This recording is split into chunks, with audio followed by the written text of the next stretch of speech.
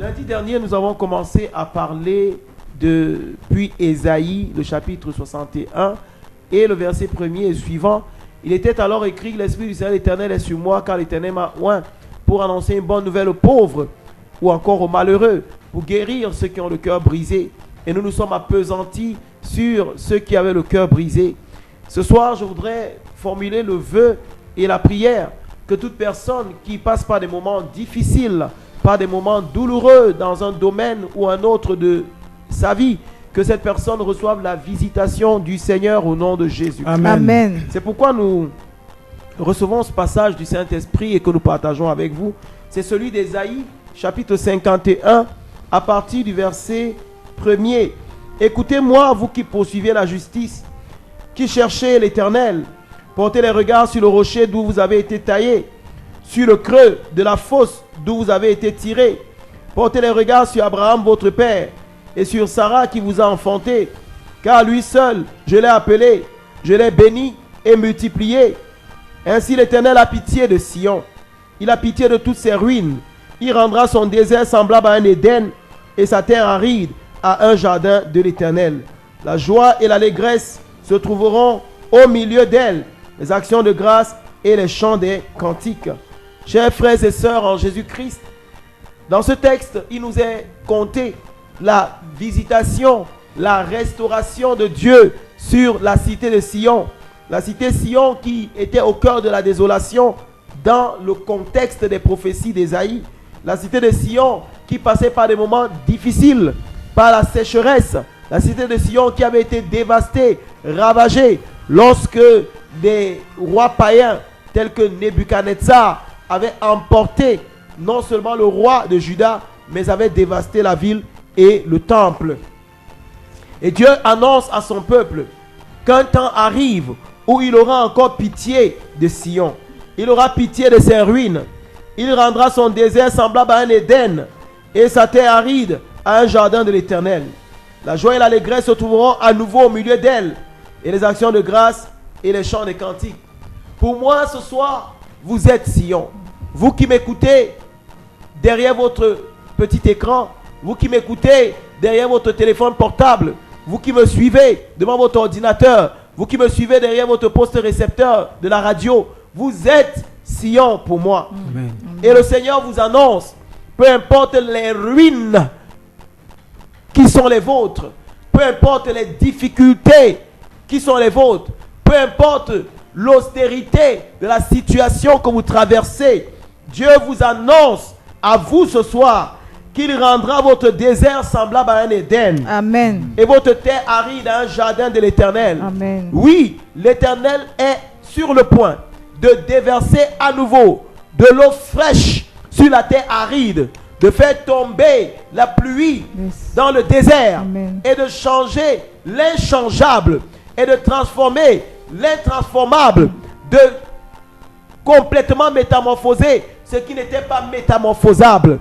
Il est là, il est à la porte, il frappe. Si vous entendez sa voix et que vous ouvriez la porte de votre cœur ce soir, il entrera. Amen. Et il apportera le rafraîchissement. Amen. Il apportera la restauration. Amen. Ce texte ne parle pas seulement de changement climatique ou alors météorologique quand on parle de pluie, mais si nous allons encore toujours dans le même Ésaïe, plus haut au chapitre 43, nous comprendrons alors, parce que Ésaïe chapitre 43, le verset 18 déclare: ne pensez plus aux événements passés, ne considérez plus ce qui est ancien. Voici, je vais faire une chose nouvelle sur le point d'arriver. Ne la connaîtrez-vous pas? Je mettrai un chemin dans le désert et des fleuves dans la solitude. En d'autres termes, chers amis, ce dont le Seigneur parle ici, c'est l'avènement du Saint-Esprit. C'est l'avènement de l'Esprit de Dieu dans votre vie. Amen. Dans Actes des Apôtres, avant que je ne revienne encore dans Ésaïe, le Seigneur va beaucoup nous parler dans Ésaïe ce soir, ou à travers Ésaïe ce soir. Mais faisons une pirouette, faisons une virgule dans le livre des Actes des Apôtres, chapitre 3. Il est écrit dans la version Louis II, au verset 19. Repentez-vous et convertissez-vous, pour que vos péchés soient effacés, afin que les temps de rafraîchissement viennent de la part du Seigneur et qu'il vous envoie celui qui vous a été destiné, Jésus-Christ.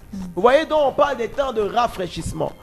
La pluie dont on parle, c'est la pluie de l'esprit. L'eau dont on parle, c'est l'eau de l'esprit. Dans Jean chapitre 7, toujours dans le Nouveau Testament, Jean chapitre 7, et c'est le Seigneur Jésus même qui parle. Lui qui est le roi de gloire, lui qui est le Seigneur des seigneurs, lui qui est le Dieu béni éternellement.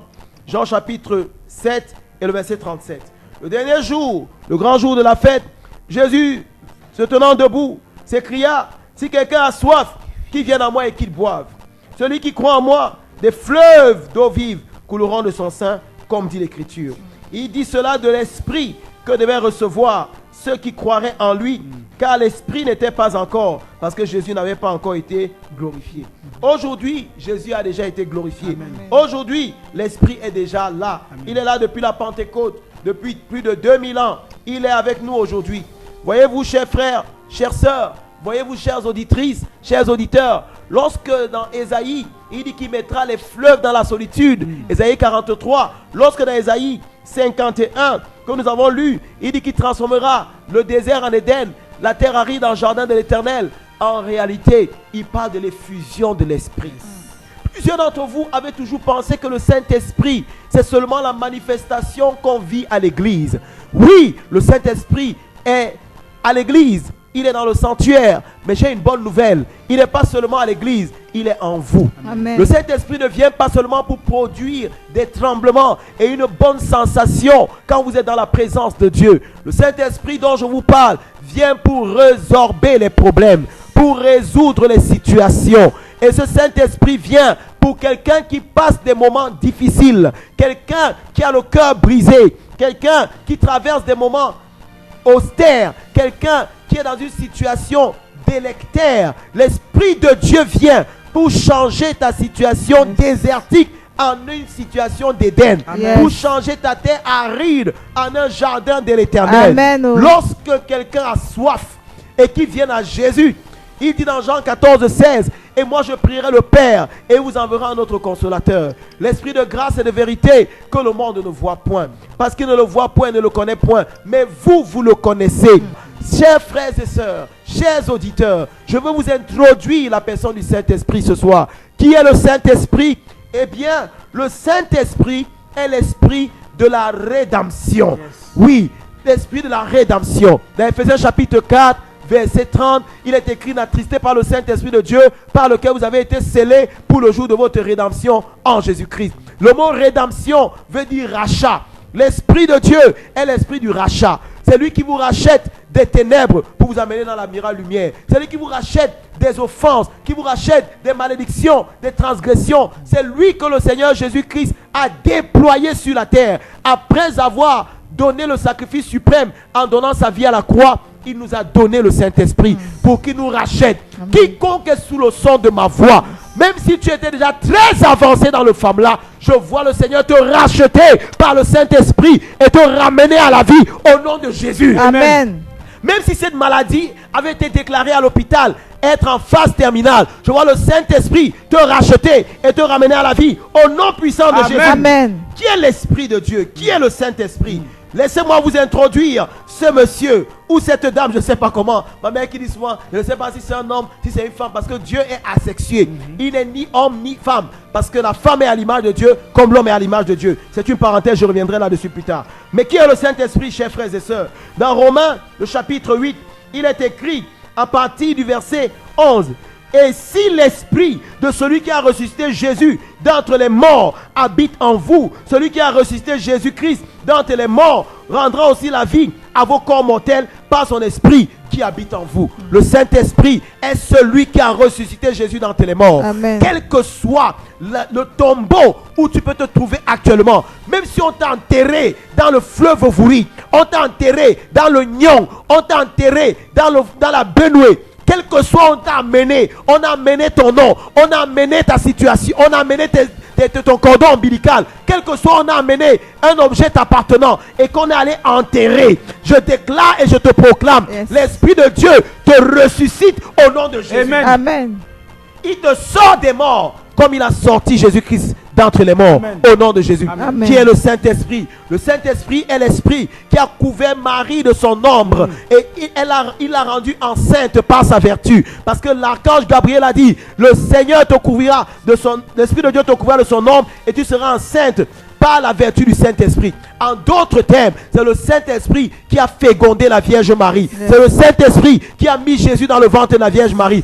Au nom de Dieu, je t'annonce ce soir que ce même Saint-Esprit est ici. Amen. Et il est capable de mettre un enfant Oh, dans ton Seigneur. ventre. Amen. Toi qui passes par une situation de stérilité Hey. désespérée, Jesus. il est capable, si tu entends ma voix, ou que tu sois n'endurcis pas ton cœur, parce que l'Esprit de Dieu est capable et il te cherche.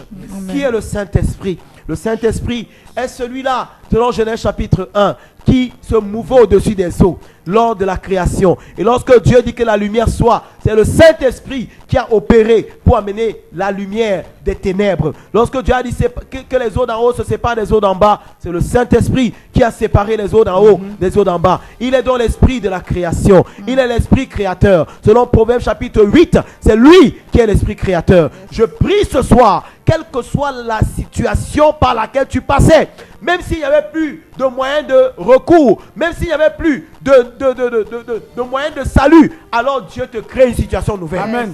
C'est pourquoi il dit dans Ésaïe 43, ne vous souvenez plus des événements passés, ne pensez plus aux choses anciennes. Voici, je vais faire une chose nouvelle. Si ton estomac est déjà tellement désagrégé, tellement détérioré qu'on ne peut plus rien faire pour ton estomac, Dieu te donne un nouvel estomac. Amen. Si tes yeux sont déjà tellement détériorés que le médecin a dit que tu ne pourras plus jamais voir, alors Dieu te donne de nouveaux yeux. Amen. Il te donne un nouveau cœur. Amen. Il te donne de nouveaux poumons. Amen. Je ne sais pas si tu me crois, mais si tu crois, tu verras sa gloire ce soir. Amen. Il te donne un nouvel emploi.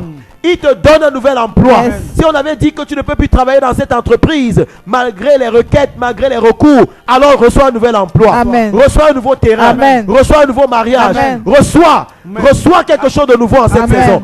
Au nom puissant de Jésus. Amen. Qui est le Saint-Esprit? Il est l'Esprit qui rend ton désert en Éden, ton jardin aride en... Ta terre aride en jardin de l'Éternel. Et Jésus dit que lorsque tu le reçois dans ta vie, des fleuves d'eau vive commencent à couler de ton sein. Non seulement il transforme ta vie, il te métamorphose dans ton être tout entier, mais en plus, il demeure avec toi. Amen. Et il continue à te rafraîchir, faisant de toi, toi-même, une source de rafraîchissement, une source de bénédiction. Dans Daniel 11:32, le prophète Daniel, parlant par le Saint-Esprit, déclare: ceux du peuple qui connaîtront leur Dieu seront forts et feront des exploits. Ce dont nous avons besoin ce soir, chers auditeurs, premièrement, c'est de donner nos vies à Jésus. Deuxièmement, c'est de savoir que nous devons développer l'intimité avec le Saint-Esprit, la communion avec le Saint-Esprit. Il est notre guide sur cette terre que Jésus nous a laissé. Il est notre conducteur sur cette terre que Jésus nous a laissé. Jésus est actuellement à la droite de Dieu le Père, en train d'intercéder pour les vivants, en train d'intercéder pour les chrétiens. Et je t'assure, le Saint-Esprit est au milieu de nous. Il est à l'église en train d'opérer. Il y a cette chanson de Dena Moana qui dit: quand il descend, oui, tout s'arrête. Il y a transfert entre ciel et terre. Quand il descend, l'atmosphère change. Il y a transfert entre ciel et terre. Le Saint-Esprit est là. Le Saint-Esprit est là. Le Saint-Esprit est là.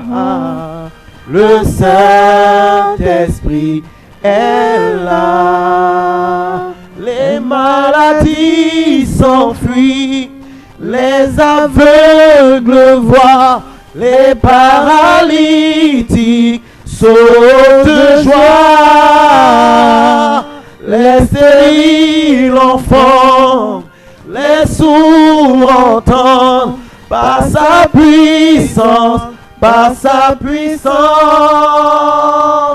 C'est vrai, mes chers frères et sœurs.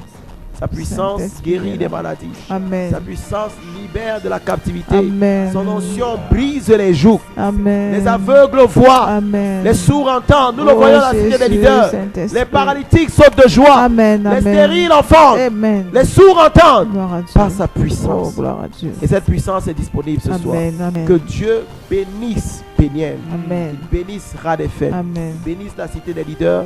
Que Dieu bénisse le Cameroun. Amen. Qu'elle Lyon, le Dieu très haut, le Dieu de mon alliance, rende prospère, puissant, influent son peuple, plus qu'aucun autre peuple sur la Amen. terre. Amen. Au nom de Jésus-Christ. Amen. Amen.